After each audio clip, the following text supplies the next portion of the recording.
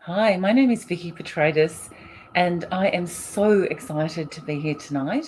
Yesterday, my novel, The Unbelieved, was launched. And I don't need to hold it up because I'm surrounded by the unbelieved. And it's a feeling a bit overwhelming, actually. So we had a huge launch yesterday, and I feel it's quite different. So I've written a lot of books. You can see, if I go that way, you can see them all behind me. But they're all true crime. So I've interviewed, cops and victims, and so I've spent my entire professional writing life dealing with some pretty heavy stuff, and so fiction was a chance to really look at some of the things, I just say, that got up my goat as a true crime author, and to explore some of the things, that some of the unfairnesses that I've seen over the years. And I can see people coming on, which is lovely. Hi, Meredith, and hi, Celia. Hi, Wendy. From South Australia, that's amazing. I hope your weather's a bit warmer, although we did have a lovely day in Melbourne today. And it is, yeah, it's getting a bit warmer. Touch wood, that's going to change the weather. So I just wanted to talk a little bit about my book, The Unbelieved, and then you can start asking questions, and I'll keep an eye on the screen. Oh, we've got Sabine from Inverloch. I remember going to Inverloch as a child and then had this ice cream shop with 50 different flavors. I did go there recently. It wasn't there. So, and I've got Reggie. Hi, Reggie. Carolyn. Hi, Carolyn. Tony. I'm going to keep scrolling. It's great to see people out there, and all book lovers. So The Unbelieved, the idea came from a cop that I interviewed called Brian the Skull Murphy. And Brian he was known as Australia's toughest cop. And he just, when I spoke to him, I thought everybody needs to sit by the feet of Brian the Skull Murphy and just kind of just go, Brian, tell me your stories. And he said to me, he said, I was born without fear. I wasn't afraid of anything. He said, I was afraid for my kids. I was afraid for my wife because he got caught up in the painters and dockers and, some pretty tough times in the 50s and 60s and 70s. But he said, I was never afraid. And I started to wonder what it would be like to create a character in fiction that just was fearless, just didn't have fear. And I think all of us wish that we could move through life with, without fear. And what could we achieve? And I just want to talk about just an anecdote, that this is the difference between someone who has fear and someone who doesn't. So there's a scene in the book where my character Antigone Pollard she's at the supermarket getting some tea, and she sees a man, right, really berating his wife quite sort of violently and loudly. And she sees people sort of going into the aisle at either end and then just kind of seeing it and then going away. Like, people are afraid.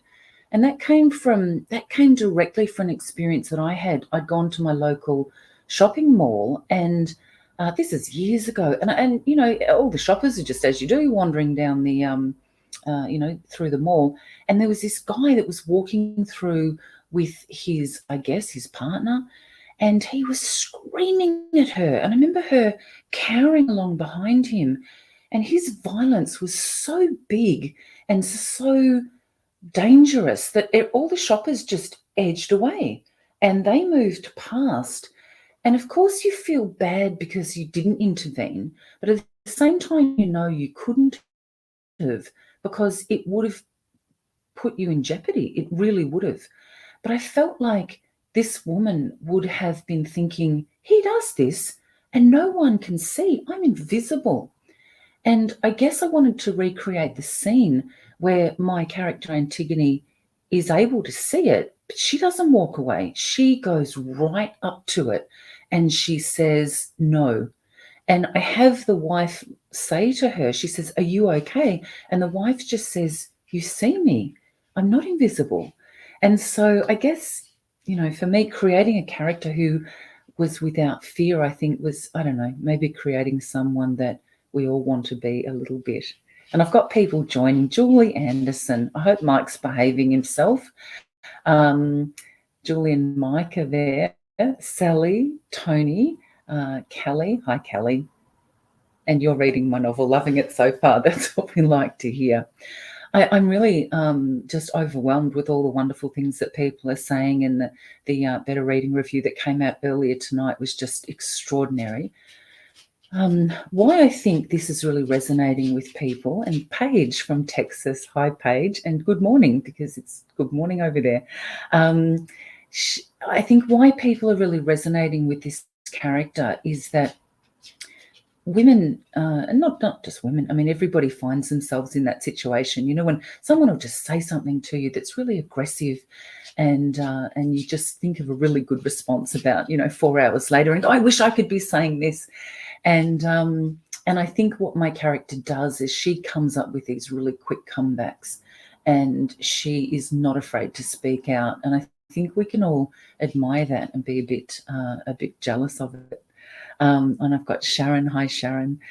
So the story is that Antigone is quite jaded. She's had a case in Melbourne that's turned out really badly. You know that right from the start. And she sort of takes flight, and she says, I just want to move back to where I spent a lot of my childhood with my Nana on my Nana's farm. And I want to move back there. Nana's gone into an aged care facility, and someone needs to just live at the farm until we decide what to do with it. So she moves to a coastal town, Deception Bay, and she kind of thinks that she'll get just a rest after what happened.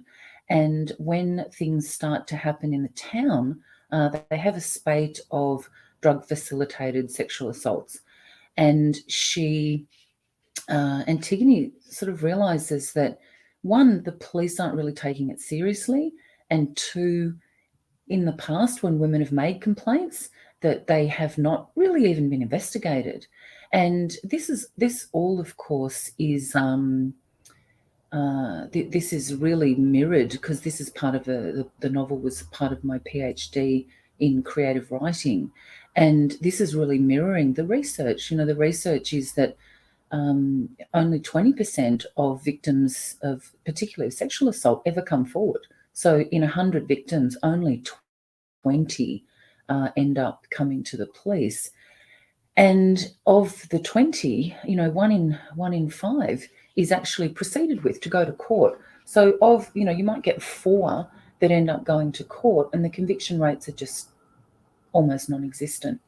And what really gets up my goat, and that's what I started with, is when you see in the newspapers, some celebrity will be found. They always say, I've been found innocent. It's not quite that. They've been found not guilty.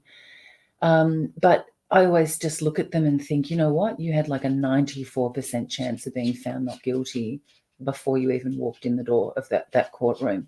So I think there's a lot of social commentary that sort of says, let justice do its thing. But I don't know, justice isn't doing its thing, because the conviction rates are so low. And one of the reviews, the Better Reading reviews, which was just so fantastic, and I thought, I'm totally stealing that. One of the reviewers said, the victim really has to prove their case in court, whereas the accused is innocent until proven guilty. And I thought, wow, that's really nailed what we're facing. And I guess part of the Unbelieved was about, my idea was, when the women know the law doesn't work, that's why the 80%, I think, don't come forward. There's no expectation of justice. And so my novel says, you know what, if the law doesn't work, what then? What have women got left?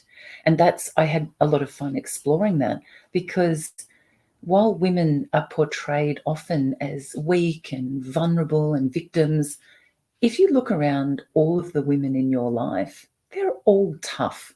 Every woman who's juggling the kids and the rosters, and the kid that says, I need an Easter bonnet for tomorrow. Mums are tough, women are tough. And I just think that we know that this is how women operate. I just think my dog's come to say hello. I've got Muffin, who's totally just, dogs, who's got a dog that can sense when you're on the Zoom and they just want to come and say hello. I'll just bring her up to say, come on, say hello. Are you Zooming? Muffin is 14. She lost her sister earlier this year, which was very tragic, but she's quite a companion dog and she loves to go on the Zoom. All right, so I'm going to start to look at some of the questions. So Sharon, did you have much input into the cover and the title?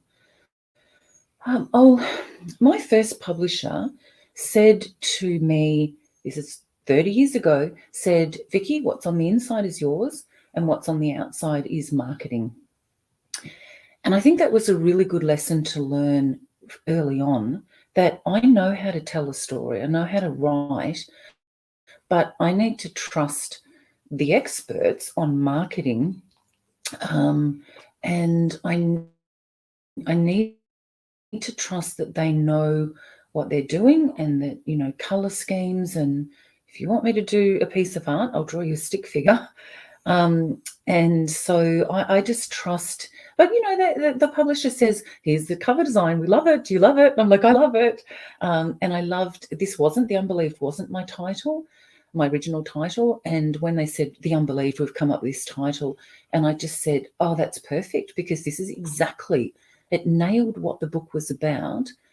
When women aren't believed, if a woman comes forward to report something and she's not believed, things escalate. The problem doesn't go away. It just affects more people. And Gel Cell, Celia, yeah, the two dogs that come to the Zoom, especially if you, as I am a teacher, during lockdown, the kids loved that daily Zoom. And sometimes it was the only way to get kids to turn on their camera, because they didn't want to turn their cameras on in lockdown. But if you said, turn it on and put your dog on, and all of a sudden the cameras came on and we saw dogs and the kids. Okay, so Tony, why isn't there visually impaired books available in bookstores or online to buy? I'm not sure of the answer to that, Tony. I do know that the audio book for mine was released, and I think a lot of my books have been in the big print, but that's something that maybe we all authors need to look at. Dex, who was your favourite character to write? I loved Antigone. I loved writing Antigone. Thanks, Sharon. Muffin is gorgeous.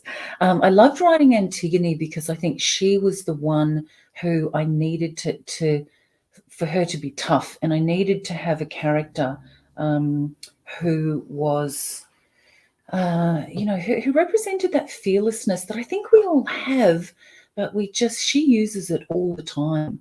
And I think she's fearless because she's strong. She's fearless because she did, she's an expert in martial arts. She also has a gun, which helps. She doesn't shoot anyone, spoiler alert. But she in addition to that, she has Waffles. And Waffles was another fun character, because I wrote a book called The Dog Squad, and I spent 6 months going out to the police dog squad, say goodbye. And so I met a lot of really amazing police dog handlers and police dogs. So a lot of what Waffles is based on was real dogs that I saw. And I just love that if Antigone is in jeopardy, then Waffles is available to just bite the bad guys. And so that was a lot of fun, because I think everybody needs a Waffles. All right, so all right, nothing is gorgeous. Just feel free to shoot your questions through. And I've got Amanda who said, got your book last night, I'm loving it. Thanks, Amanda. It was just, last night was so amazing, and I love the people that bought it and read it straight away. And I think when you want to compliment an author, the best thing that people can ever say is that I couldn't put it down. Because when you can't put a book down, it means that the author has done something to really connect and hijack your brain. And whether it's pacing, whether it's story, but that notion of I can't put it down, I think is just an author's favourite comment. So If you ever go to an author festival, get a T-shirt that just said, I couldn't put it down, and just stand next to authors and you'll be their favourite. Any other questions? Because I can keep talking.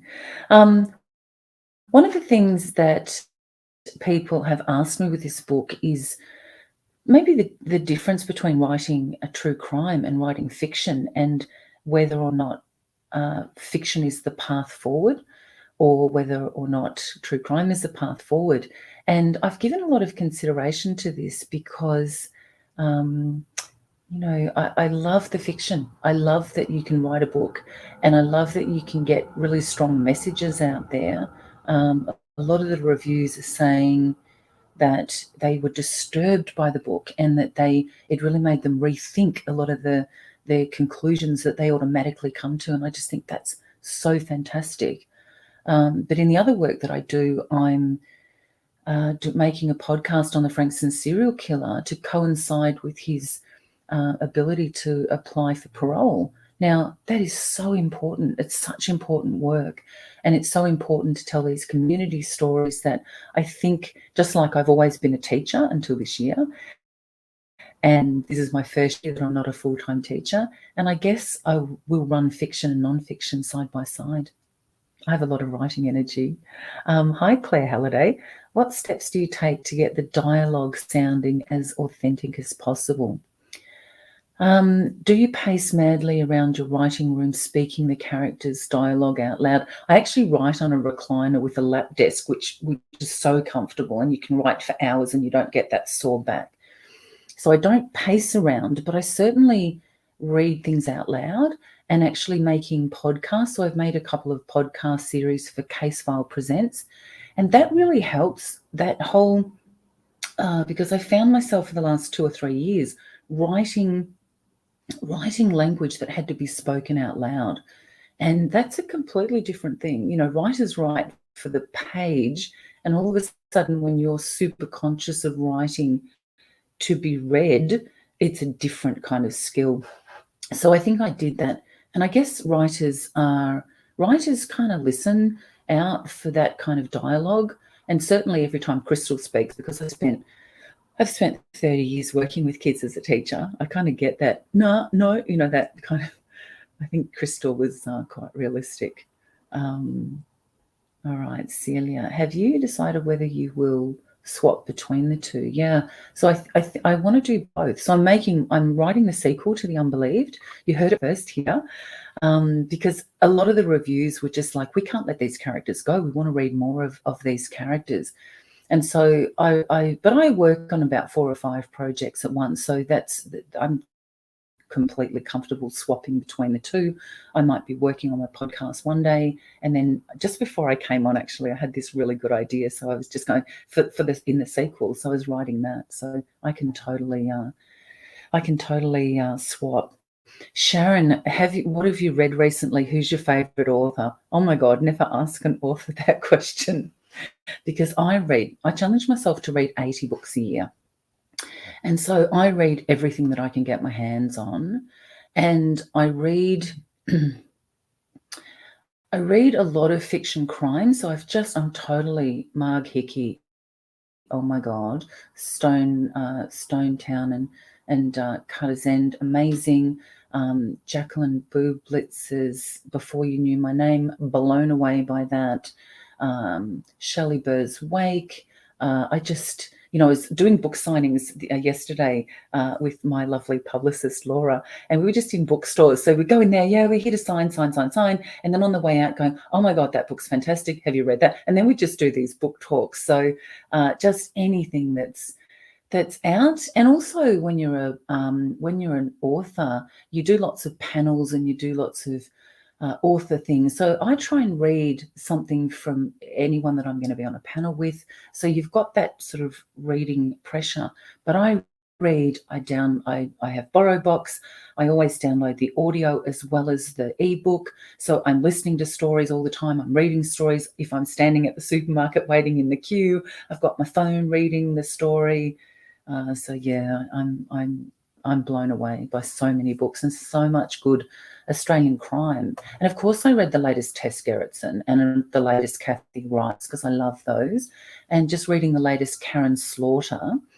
And can I just say that I got to interview Karen Slaughter when she was out in Australia a couple of years back. So she came out in Sisters in Crime, which I'm a fantastically enthusiastic member of.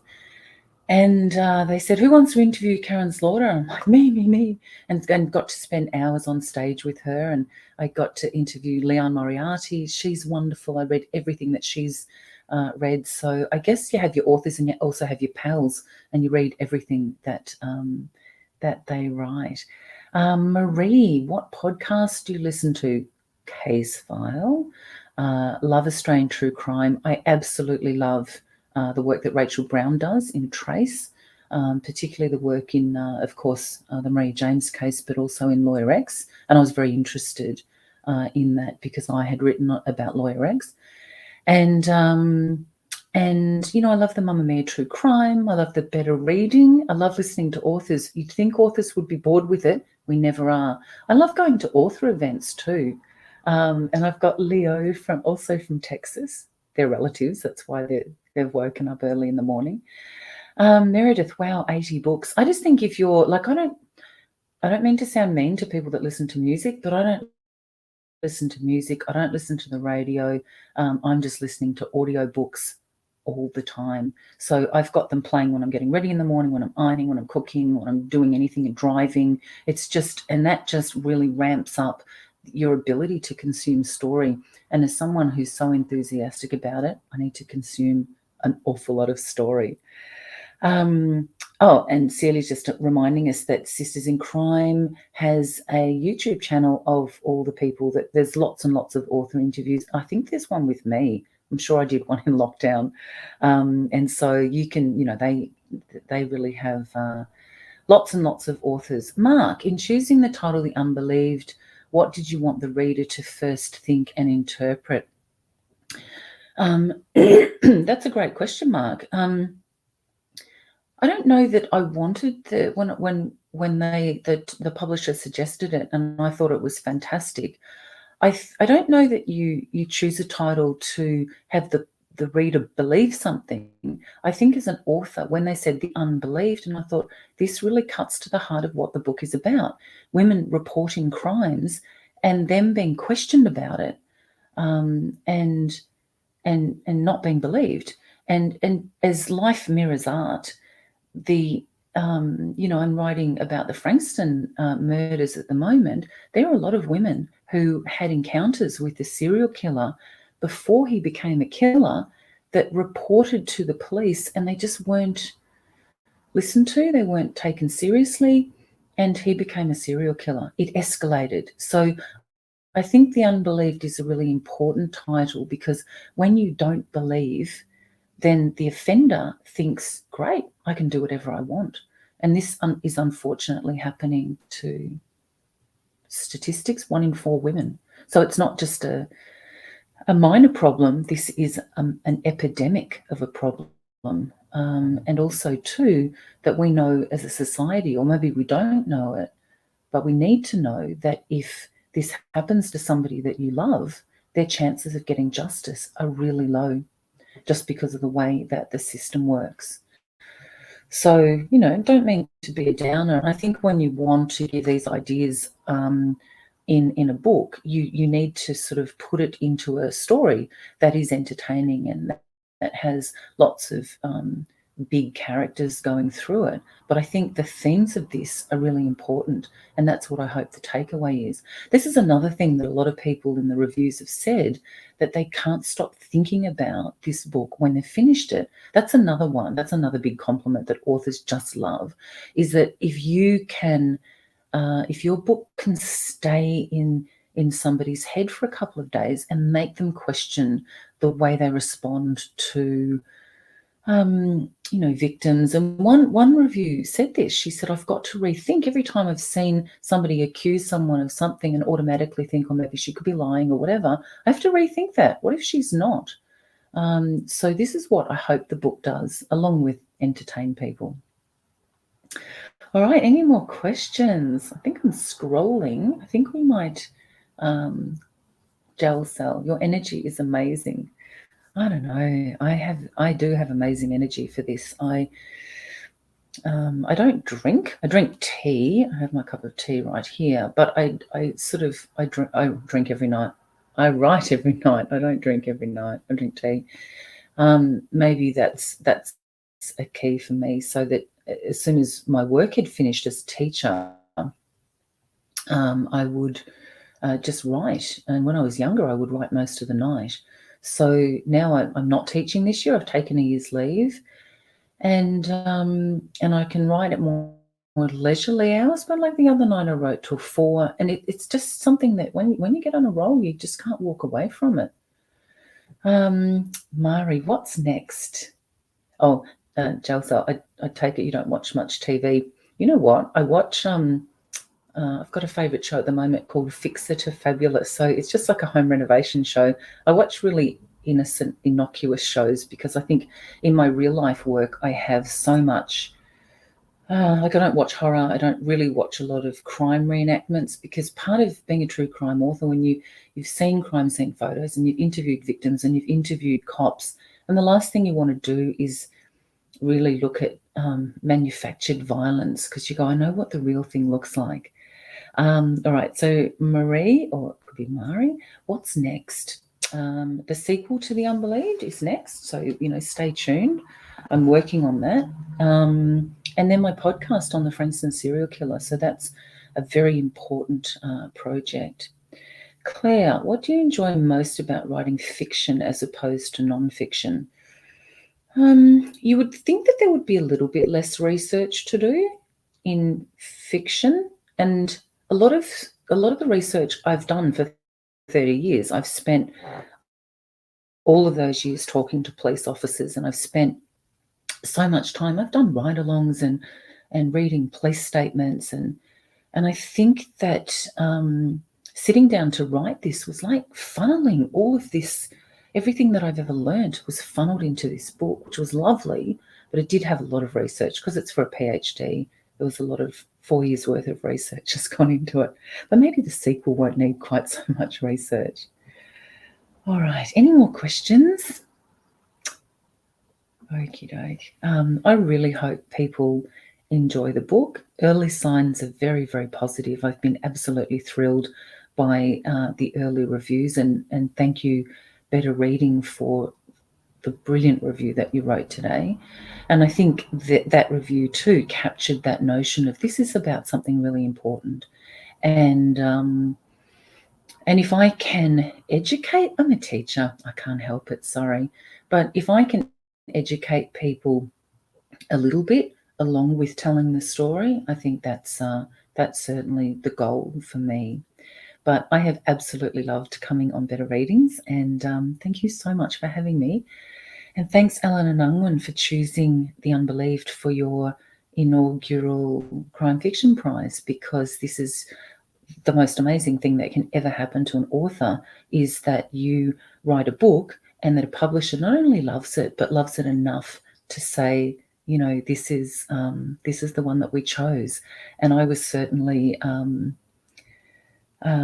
just so blessed for that to happen. And so this is the wild ride that comes with releasing a book.